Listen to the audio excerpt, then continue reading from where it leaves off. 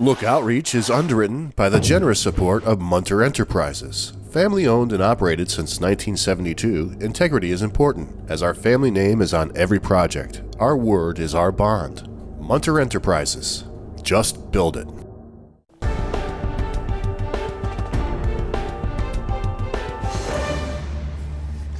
Welcome back, everyone.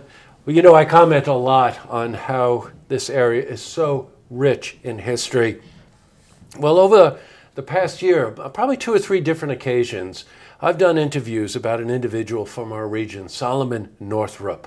And the story is such a fascinating story that anytime we see his name pop up in press releases or something that's going on in the community, we always want to invite people who are involved with his story here to explain a little bit more about this individual. And lo and behold, my guest, David Fisk, is an author who has written about Solomon Northup and is presenting a lecture at SUNY Adirondack. It's a one-time class for the continuing education. So first, I want to welcome Dave. Hi. Hi. Welcome. Very nice to have you here. Thank you so much.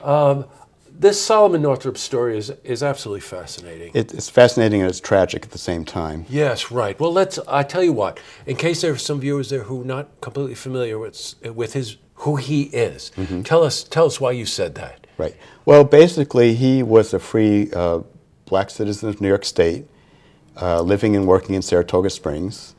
In 1841, he encountered 2 men who promised him some work as a musician with a circus they were involved with if he would go away with them for a few days. And it being, towards the end of the winter season in Saratoga Springs, it wasn't the busy time of the year, so there wasn't a lot of work. So he thought, well, I'll go away for a few days, and I'll come back with a pocket full of money. So he went with them and ended up in Washington, D.C., where maybe people don't realize, but at the time, slavery was allowed in Washington, D.C., so there were slave traders left and right, and they would advertise in the newspapers, cash for Negroes.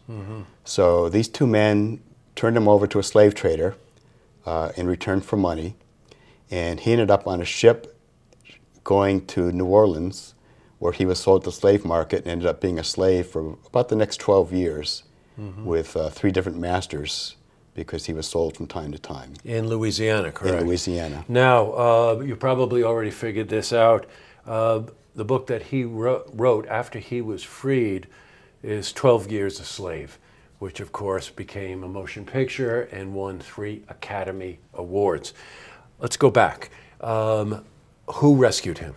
There was a man named Henry B. Northup whose uncle actually had owned Solomon Northup's father. Solomon Northup's father was originally a slave, but he had been freed by the provisions of the will of a Captain Henry Northup. Now, just one quick sidebar here. Frequently, slaves would take the last names of their owners, which is why you're hearing Northup, Solomon Northup, and you're also hearing about the person that rescued him.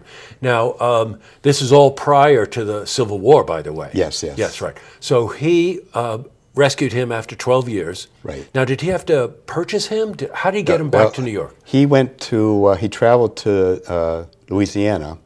There was actually a provision of New York State law at the time that if a person from New York State had been kidnapped and sold into slavery, the state would cover the expenses of someone to go and find that person and bring them back.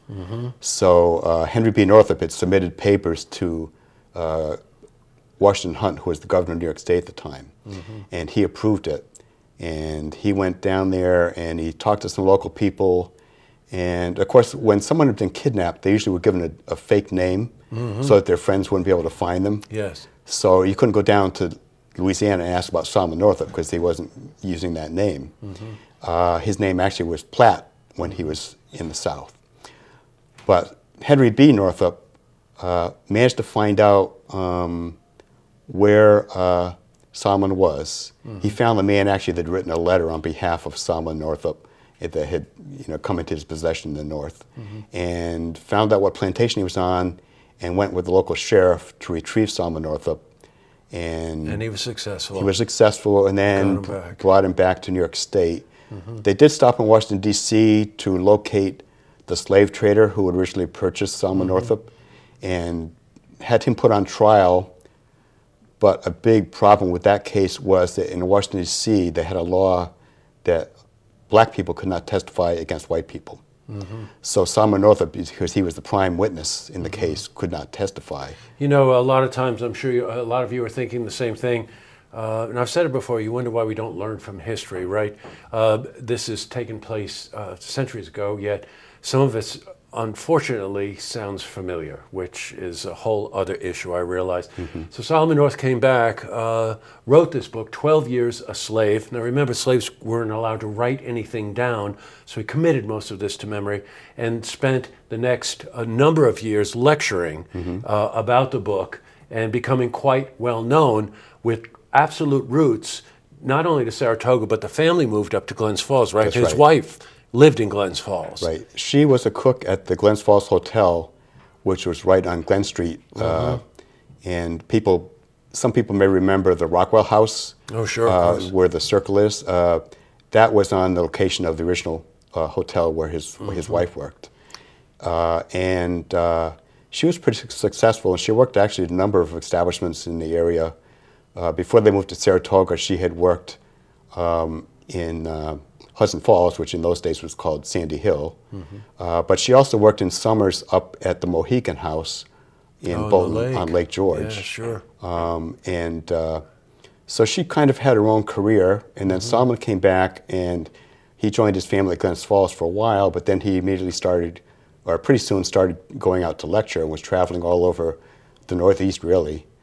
And even was involved in a couple of plays that were based on his life story. And then, as we know, moving fast forward, a motion picture that won 3 Academy Awards. Well, now, Dave is doing a lecture.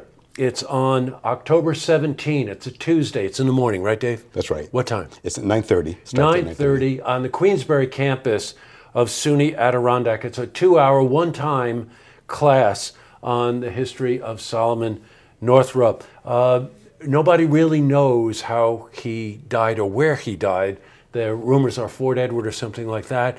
But remember the Civil War, 1861, approximately 1865, had the Underground Railroad, and there's a lot of rumors about him being so aggressive that he was involved with the Underground Railroad, and maybe something happened to him there. Well, David, this is really worth your time. 9:30, Tuesday morning, up at SUNY Adirondack.